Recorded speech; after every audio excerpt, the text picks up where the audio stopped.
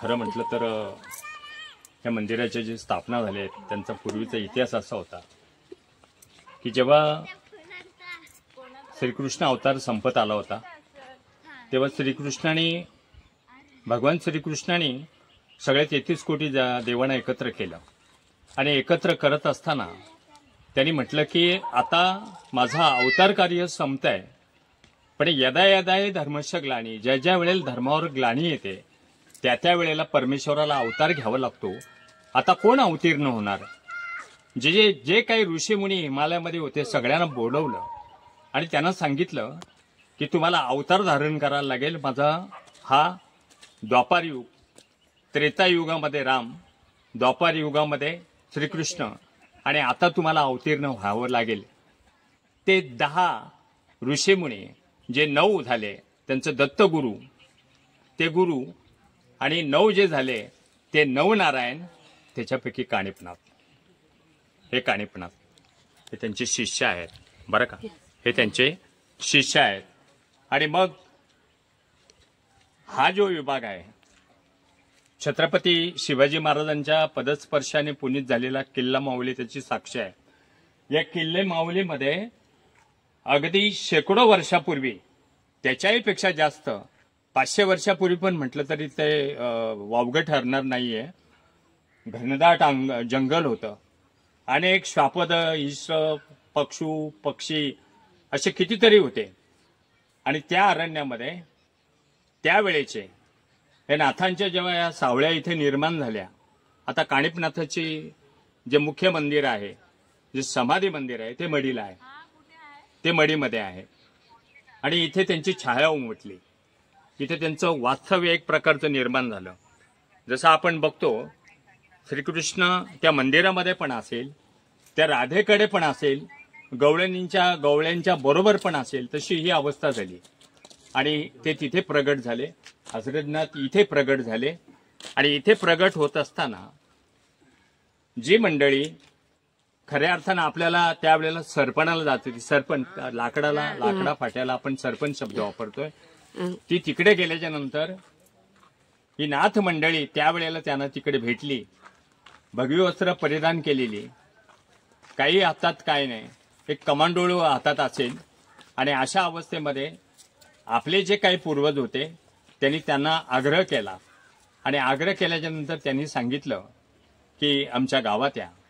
तर त्यांनी काय म्हटलं की आम्ही नाथ संप्रदायाची माणसं आहेत, आम्ही गावाच्या बाहेर राहू, कुठेतरी येऊ आम्ही, आम्हाला जेव्हा वेळ येईल आणि तुमची भक्ती वैभवाच्या शिखरावर जाईल तेव्हा निश्चितपणे इकडे येऊ. आणि अशा प्रकारे काही वर्षानंतर ते इथे आले, इथे त्यांनी प्रगट केलं.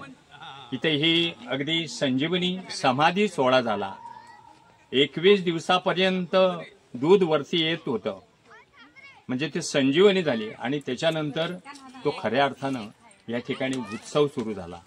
आणि तो उत्सव सुरू असताना आजोबा पंजोबा, खापर पंजोबा यांनी तो उत्सव केला.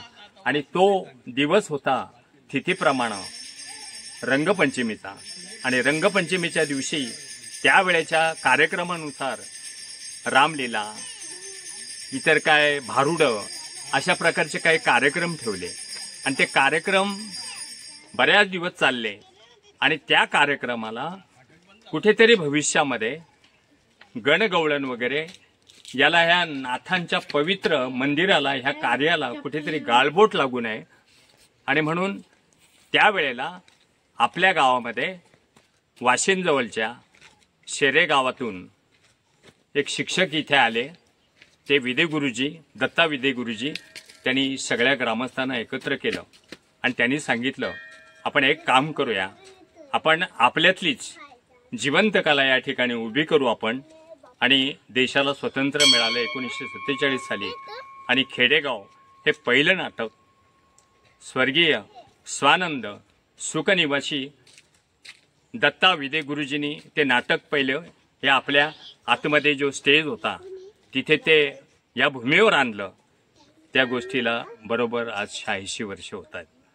म्हणजे आत्ता 4-5 वर्ष नाटक नाही, पण ती परंपरा कुठेतरी चालू ठेवावी. आणि म्हणून हे मुंबईतले आपण ह्या कलाकार, महिला कलाकार ह्या इकडे आणतोय. शुद्ध पाहण्याने येत आहेत.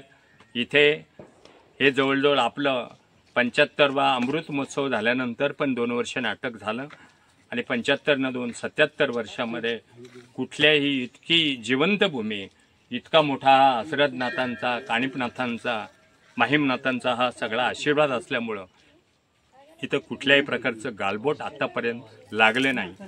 ही परंपरा एवढी होती की त्यावेळेला कोणी बोलत नव्हता की भावशे गावची यात्रा, भावशे गावची रंगपंचमी, त्या रंगपंचमीला मुंबई महानगरपालिकेच्या सेवेमध्ये जेवढे असलेले कर्मचारी, अधिकारी आजही ते मुंबईमध्ये कुठेतरी वास्तव्याला आहेत. त्यांची लहान लहान मुलं आज ती पण ऑफिसर झालेली आहेत.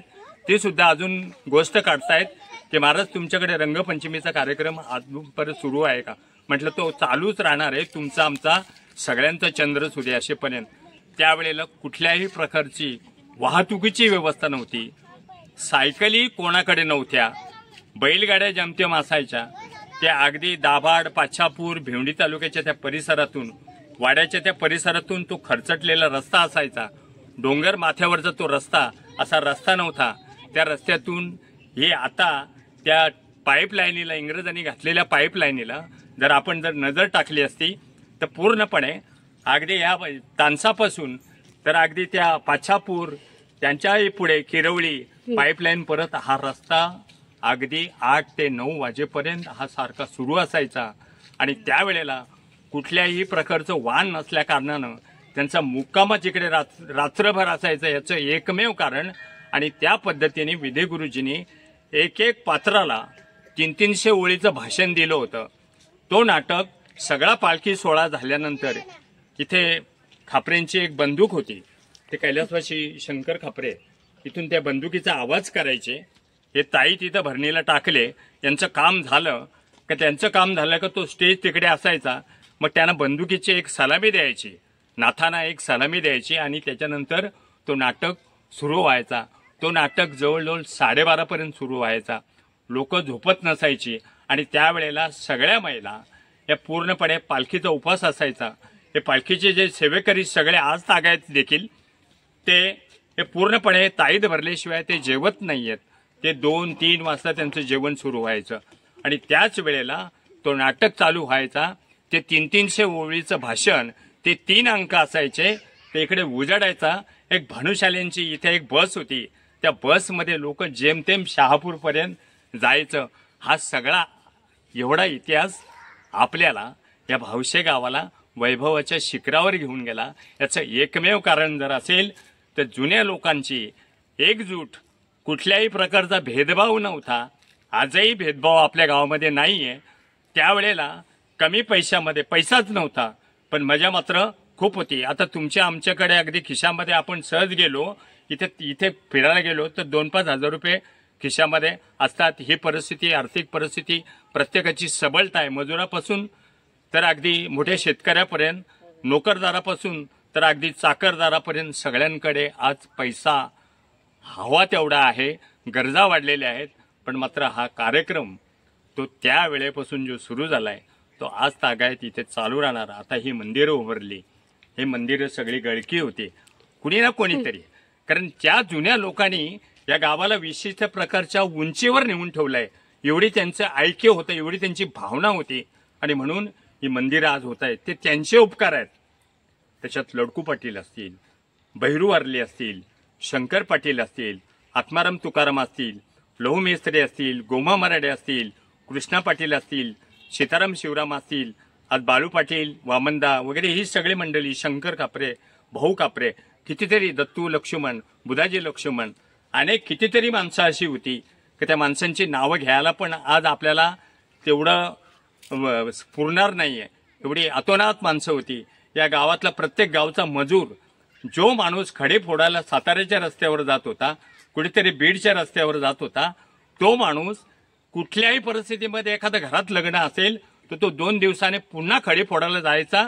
पण तिकडचा जो मजूर होता तो मात्र त्याची मनाची रजा टाकत होता. तो अगदी होळीपासून इथे यायचा.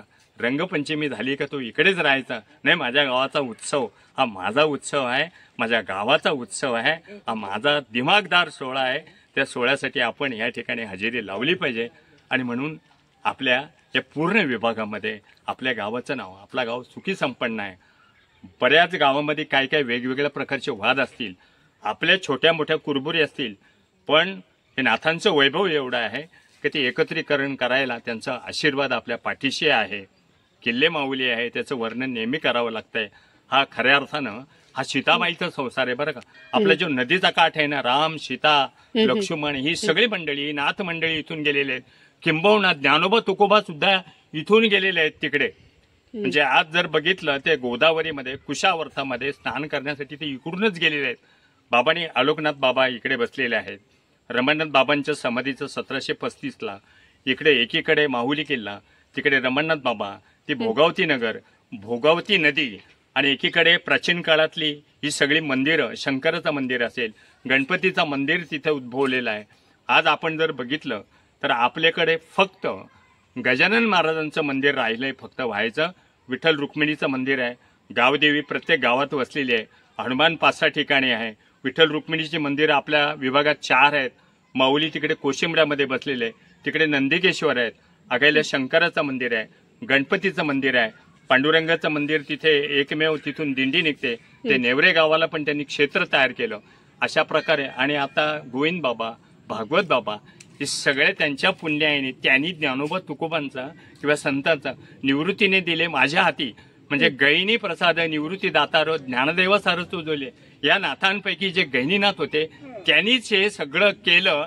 आणि ह्या कार्यक्रमाला आणखीन साथ चढवण्यासाठी 2012 साली आपल्या गावाने या ठिकाणी सप्ताह आणला. त्याचं एकमेव कारण या ठिकाणी थांबतो. आणि जय हसरतनाथ, जय बघा आपले हे नवनाथांचं विठ्ठलनाथ बुवा, नवनाथ महाराज की जय, गणपनाथ महाराज की जय, लक्कू पाटील, पदू पाटील, ही फार मोठी माणसं होऊन गेली बरं का. थांबतो. चला, हा चला.